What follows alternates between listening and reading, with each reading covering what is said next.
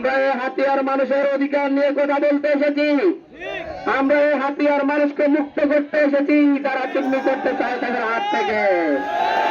আমরা এসেছি লাঞ্ছিত বাবা মায়ের পক্ষে কথা বলতে। আমরা এসেছি অপমানিত শিক্ষকের পক্ষে কথা বলতে। আমরা এসেছি রিক্সা চালকের পক্ষে কথা বলতে। আমরা এসেছি সাদাবাজির শিকার সিএনজি ড্রাইভার ভাইদের পক্ষে কথা বলতে। আমরা এসেছি এই বড় দাঁড়িয়ে থাকা শত হিন্দু ড্রাইভার ভাইদের পক্ষে কথা বলতে যারা প্রতিনিয়ত সাদাবাজির শিকার হয়েছিল। আমরা কথা বলতে এসেছি হাতিয়া শত সহস্র ব্যবসায়ীদের পক্ষে যারা এই হাতিয়ায় ব্যবসা করতে হাজার হাজার টাকা তারা পেঁয়াজ দিতে হয়েছিল শুধুমাত্র সমুদ্রে মাল দিয়ে যাওয়ার মাধ্যমে। আমি কথা বলতে এসেছি এই দ্বীপের সকল ব্যবসায়ীদের পক্ষে যারা রাজনৈতিক কারণে চাঁদাবাজের শিকার হয়েছে।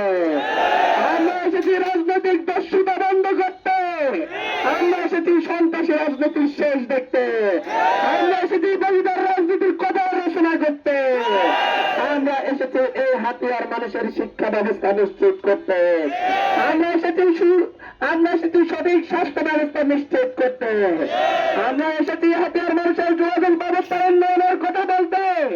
আমরা এই হাতিয়ার পরিবর্তনের জন্য লড়াই করে গিয়েছি। আমরা এখনো লড়াই করছি। আমরা লড়াই করছি পূর্ণ রাজনৈতিক ব্যবস্থার বিরুদ্ধে যারা চাঁদাবাজি, ধোঁকাবাজি আর ঠান্ডাবাজি এবং দখলদারিত্বকে তাদের রাজনীতি মনে করে। আমরা এই হাতিয়াকে জমিদারের রাজনীতি থেকে মুক্ত করতে এসেছি। আমরা এই হাতিয়ার মানুষকে নতুন করে শান্তির আহ্বান দিতে এসেছি। আমরা বলতে চাচ্ছি আপনারা পাশে দাঁড়ান, আমরা পরিবর্তন এনে দেবো ইনশাআল্লাহ। আপনাদের এখন শুধুমাত্র শক্ত হয়ে দাঁড়াতে হবে।